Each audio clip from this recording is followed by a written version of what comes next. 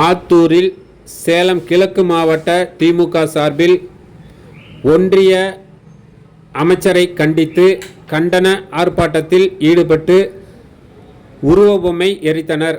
சேலம் கிழக்கு மாவட்ட திமுக செயலாளர் திரு SR சிவலிங்கம் அவர்கள் தலைமையில் ஆத்தூரில் திமுகவினர் தமிழக எம்பிகளை அவதூறாக பேசிய ஒன்றிய அமைச்சர் தர்மேந்திர பிரதானை கண்டித்து கண்டன ஆர்ப்பாட்டத்தில் ஈடுபட்டு அவரின் திருவுருவ பொம்மையை எரித்தனர்.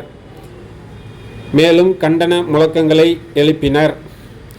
இதில் சேலம் கிழக்கு மாவட்ட துணை செயலாளர்கள் பாரப்பட்டி சுரேஷ்குமார், சின்னதுரை, மாவட்ட அவைத்தலைவர் கருணாநிதி, மாவட்ட நெசவாளர் அணி அமைப்பாளர் AA ஆறுமுகம், தலைமை பொதுக்குழு உறுப்பினர் முத்துலிங்கம், ஆத்தூர் நகர திமுக செயலாளர் பாலசுப்ரமணியம், நரசிங்கபுரம் நகர திமுக செயலாளர் வேல்முருகன், ஒன்றிய செயலாளர்கள் டாக்டர் செலியன், விஜயகுமார், மாணிக்கம், சக்கரவர்த்தி, பேரூர் செயலாளர்கள் வெங்கடேசன், பாபு, PC செல்வம், சுப்பிரமணியம் உள்பட திமுக நிர்வாகிகள் திரளாக கலந்து கொண்டு கண்டன ஆர்ப்பாட்டத்தில் ஈடுபட்டு அமைச்சரின் திருவுருவ படத்தை எரித்து தனது எதிர்ப்பை வெளிப்படுத்தினர் என்பது குறிப்பிடத்தக்கது.